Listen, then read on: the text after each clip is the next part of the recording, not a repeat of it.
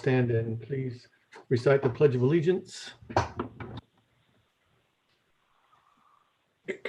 Allegiance to the flag To the flag To the flag of the of United the United States of of America America, and to the republic for which it stands, for which it stands, one nation, a one nation nation, under God, under God, under all, indivisible, indivisible, with liberty. liberty and justice for all. Thank you very much. If we could call roll call, please. Yes. Commission Chair Tim Dean, Here. Planning Commissioner Jan Berg, Here. Commissioner Yvonne Van Ornum, Here. Commissioner Mike Thomas, Here. Vice Chair Bruce Angel, Here. Thank you very much. Now we would like to, looks like approval of the agenda. So Chair is requesting a motion. I move to approve the agenda. Second? Thank you. Any discussion? All in favor? Aye. I Any opposed? None opposed, so that's unanimous. We'll move on to our workshop items today. So no final actions will be taken. This is just discussion items only, everybody. So the first item, number one, is the Roxy project, or Project Roxy, let's put it that way. Thank you, Mr. Chairman. So I'd like to, I'm sure everyone is aware of what this project entails. I'll go through a brief summary. So the applicant, Panattoni Development, proposes to construct a single 100-foot tall industrial building and related auxiliary structures consisting of approximately 2.82 million square feet on approximately 72 acres in the light industrial zone. So the site improvements include approximately 1,250 parking stalls, 314 truck trailer parking stalls, 51 truck loading docks, and landscaping improvements, utility improvements, including stormwater drainage systems, sanitary sewer connection, domestic and fire water connection, and loop and site and other utility improvements to serve the building. So as a part of this, we went through the last two meetings what has been proposed on the building itself. And I'll go through the conditions that were in the staff report at the time. So with the building, do we have an elevation?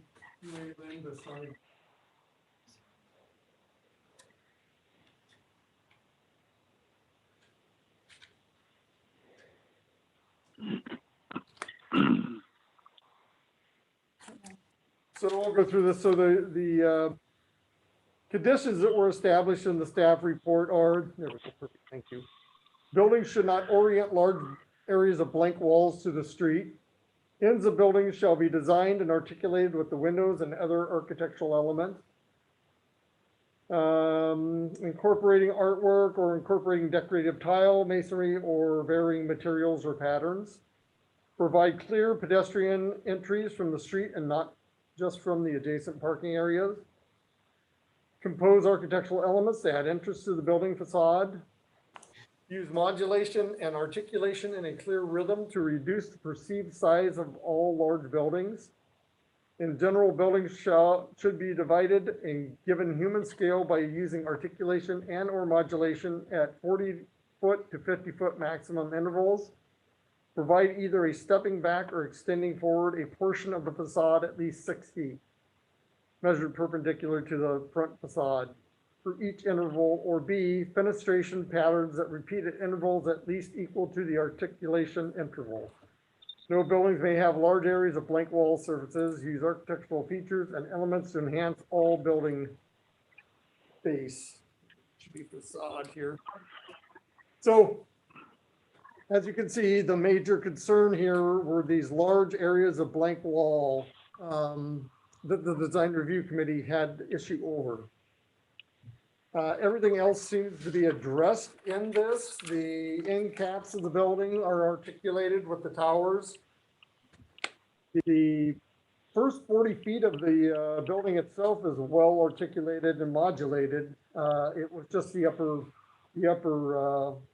50 feet that was the issue in those large blank walls.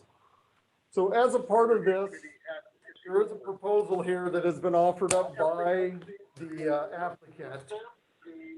And we'll bring this up for viewing. The first 20 feet of the building itself is a well articulated and modulated. The one that I gave you, it's on the front side. Oh. It's a single sheet.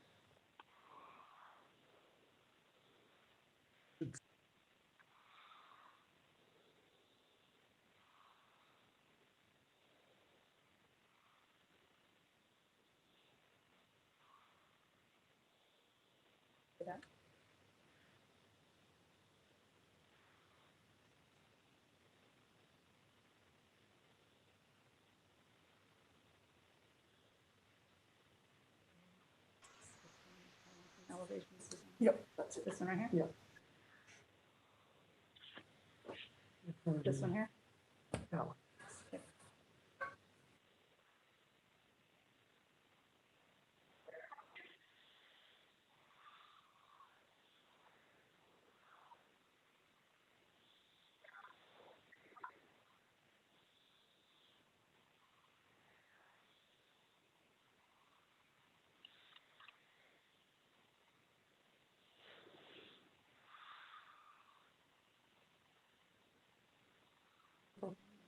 Probably have to go back and re-share the screen.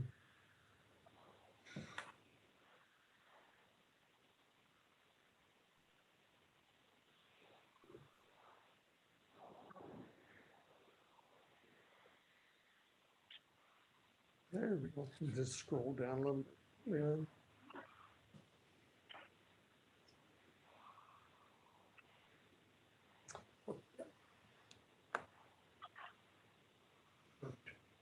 So this is what's being proposed.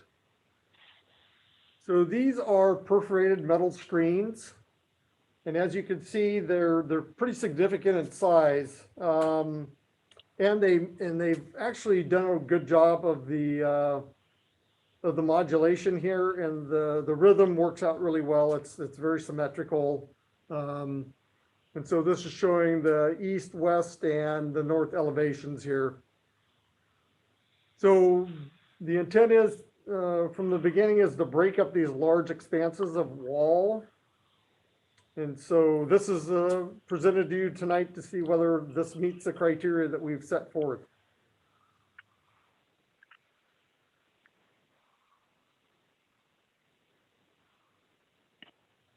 So I'd like to bring up that for me, I think this does almost exactly what we wanted. One of the challenges that I faced personally was how the architect or the designer was going to resolve the issue that we were facing here.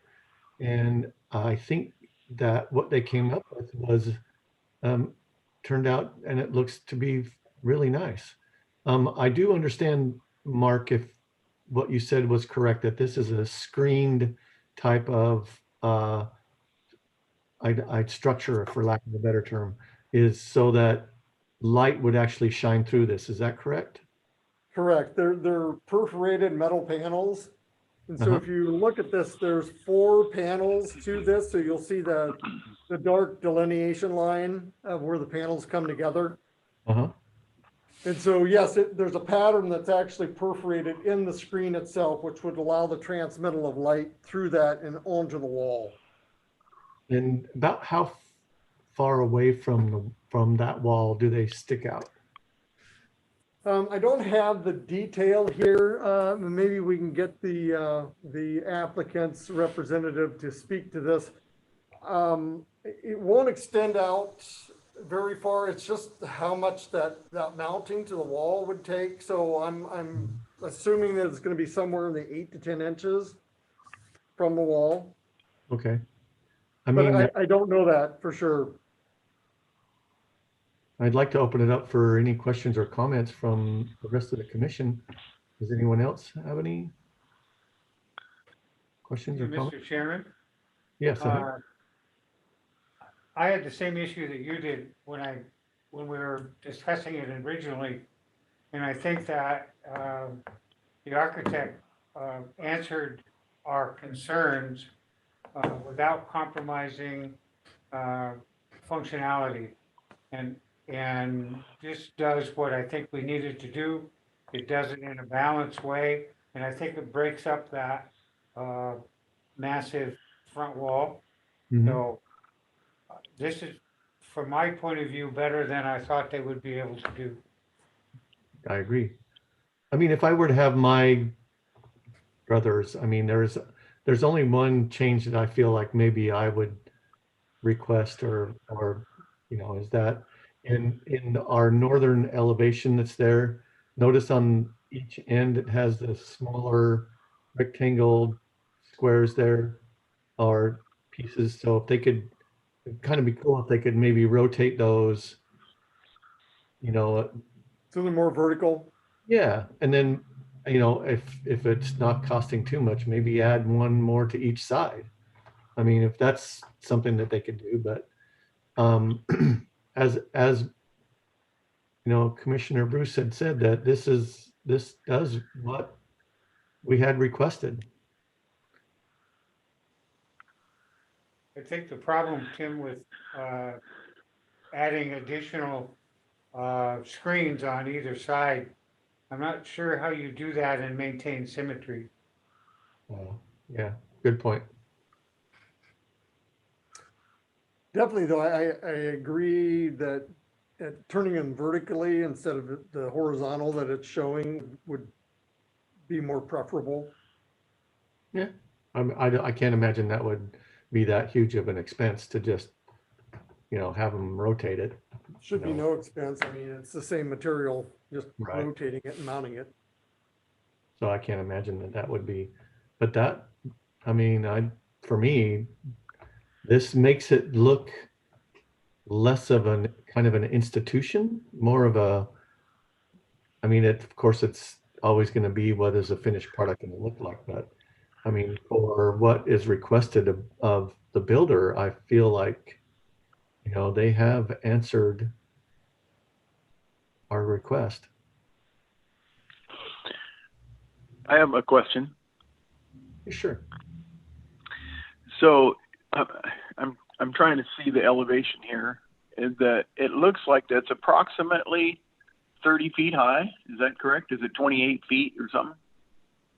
Probably 28 close to 30. So from the road, if there's a berm along the road, is that going to block all of that so you'll still only see the upper part of the building? Where you'll see portions because of there's a driveway off of 172nd to the parking, so you'll have a view corridor there. And then in between, the vegetation on the berm itself where the trees are, and then you have some lower vegetation as a part of that screen. This still will be visible from the roadway Okay. All right. on all sides. So Yeah, that's what I was wondering, because if you're in a car sitting low and the angle of that, if it would be the angle would be such that you couldn't see any of this. You'd only still see the top of the building. But right, the intent of the berm being at 5 feet was really to hide the vehicles in the parking lot in the front, but still allow you for being able to view the elevations of the building. okay. So, any further discussion on that, guys? No, I agree with what both of you have said. This is much better. Much better. I like the way it breaks up the big walls, and I think they're spaced evenly, and it's kind of difficult to imagine how large they are in this elevation, because it seems to me like they could be as much as 30 to 40 feet in height, right? Just the screening piece of it. Right. So, And we have the applicant's representative and the architect at the meeting tonight, so if you have Oh. questions, we can definitely bring them on. Bring them on. We're just in a workshop today, guys, so. David or Allison, do either one of you want to answer the question about the size of the panels? I'll speak up first, but I'm going to defer to Allison. So, Okay. but I'm happy to answer any questions that I can answer. But for that specific question, I would defer to Allison as the architect. Yeah, so hello everyone. Good to see you again.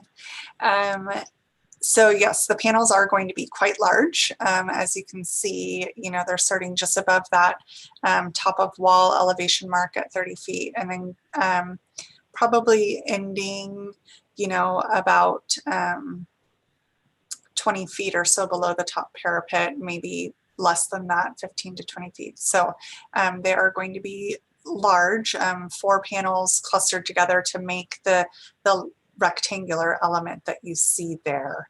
To the earlier question about offset from the building, I would say that Mark is correct in his assessment. Will probably between 8 and 12 inches. It really depends on what that final detail for the connection point winds up looking like.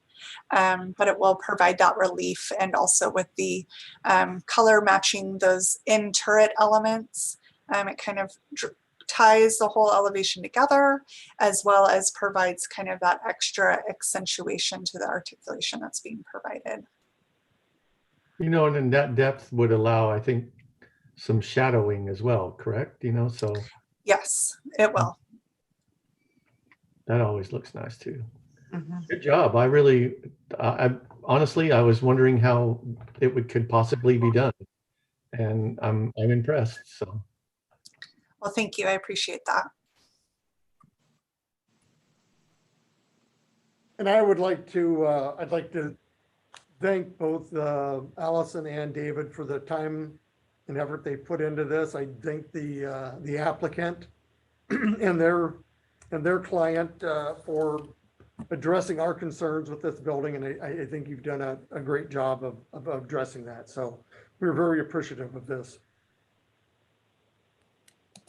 Thank you. Thank you. So any further questions or comments? All right. It looks like this will be on our agenda for the next meeting. Is that correct? Correct. Okay. For action. Then I appreciate you both being here today. I think we're going to move on to number 2. You're welcome, of course, again, is to stick around if you want, but if not, thank you for being here. Have a good evening. Item number 2 will be, again, the draft planned action environmental impact statement, the EIS. And I think, Mark, you have something to add to this today? Correct. So as you might remember, this is the PowerPoint that I showed you last meeting. And so what I'd like to get from Planning Commission this evening is clear direction for our final version of the EIS.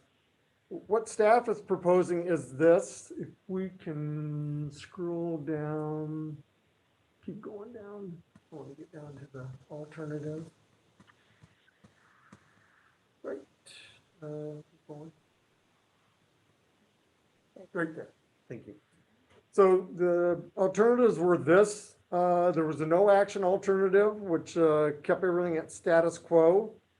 Alternative 1 actually followed the sub-area plan, so it allows for job growth, it allows for residential uses, and for higher education facilities, training facilities, workforce development. All of those items can be developed within the CIC with alternative 1. Alternative 2 does not allow for those. All it's doing really is giving you a higher growth potential. So what we're recommending is this kind of a hybrid, is to utilize alternative 1, but take that higher job creation number from alternative 2 and add into alternative 1. So all the elements that are there in alternative 1 would still stay, but it would give you that little bit of a higher growth rate And if we scroll down, I think 3 or 4, the chart down here. There we go. So if you look at the chart, go across that, you'll see the alternatives and what those numbers are projected for each one of the alternatives. So the no change on the job growth was, I believe it's 42. I can't read it from here because my glasses fog up. Can't read it.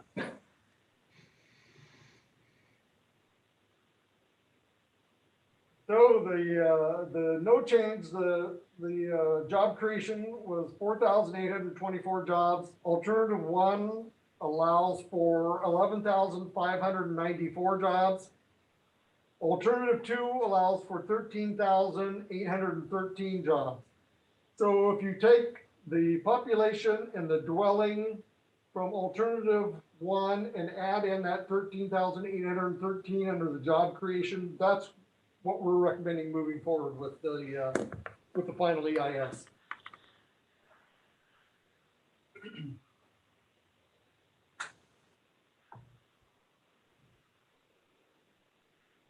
I'd just like to get to make sure everyone is clear on that and that there aren't any objections to that strategy.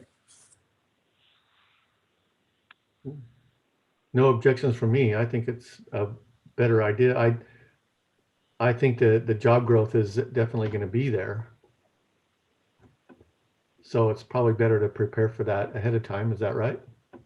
Correct. I think this gives us a much better rounded program to move forward with.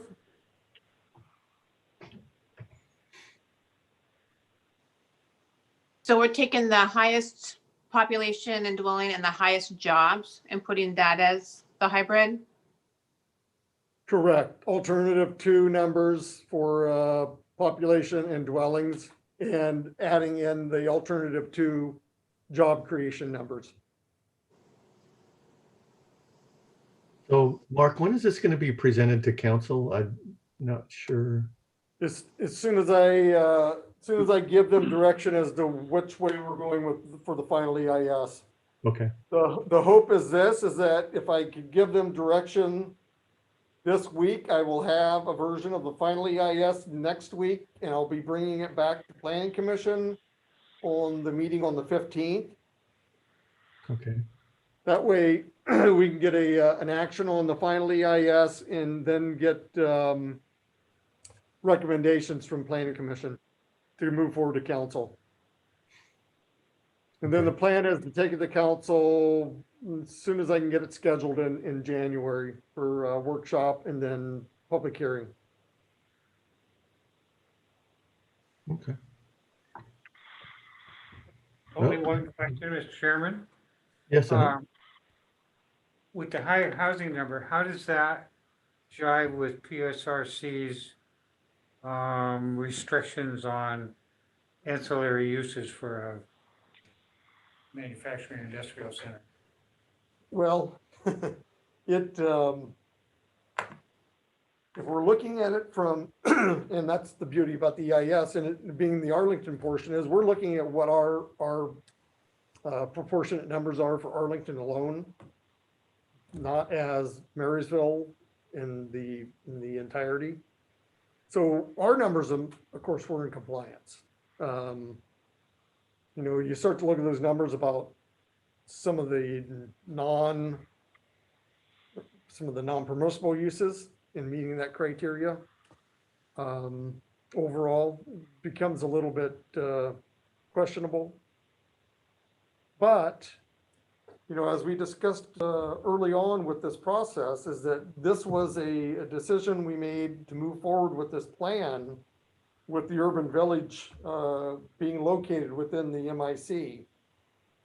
Because we truly believe this is the plan to move forward, where you actually have the workforce housing right within your job center. So you have the ability to not have to commute anywhere. You can actually walk to work. And, you know, when you start to look at what's occurring right now, with Project Roxy being 300 feet away, that's your commute, 300 feet. So the two of them are, doing exactly what we had planned for. And so we're pretty excited about that moving forward in this direction. No, I agree. I think that the whole intent of what PSRC is doing with the concentrated industry and their concentrated housing, this is exactly what seems to me what works. Was intended, When right? you bring in transportation issues, what better configuration than zero commute, basically? Right. Yeah, I have to agree. I like it. So it really becomes a model project. Yeah, I think so too. Because I don't see this anywhere else in the county or even in the region. Right.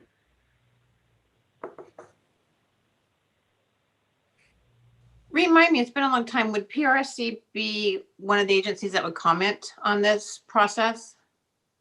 On the planned action? It was sent, so they had the ability to comment on it during the scoping. Okay, No comments came from them during the scoping and no comments came from them during the draft EIS comment period. okay, thank you. In fact, no comments came in through the draft EIS comment period, so Wow. something must have been done right.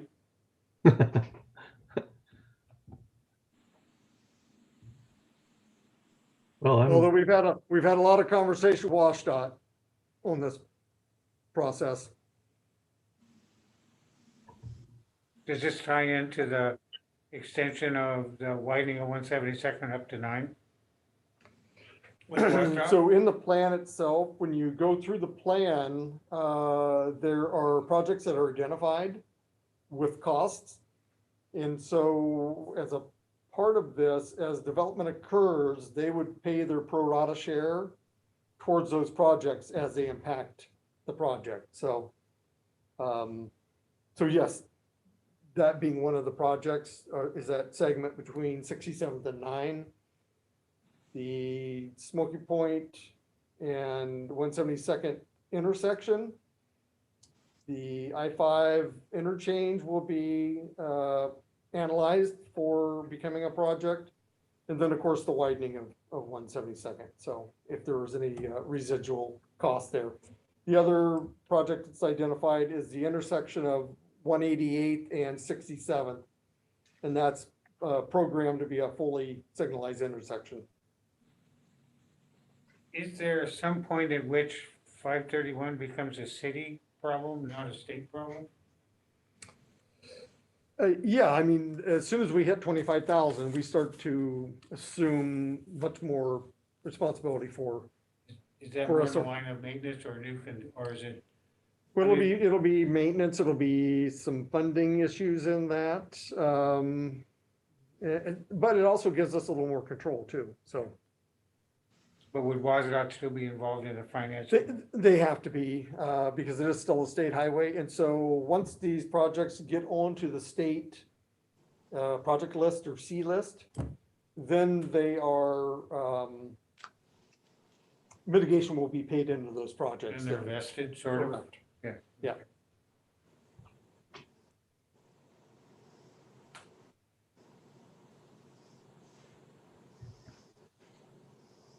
So any further questions or comments? Do you need a recommendation then, Mark, to do what you were asking?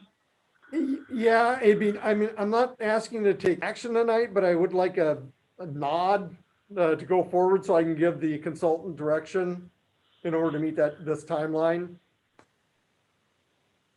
Yeah, that's what I thought. So, yeah, I'm for it. Yeah, I like it with the tweak that you put on there. It just seems logical to me. I'm for it too.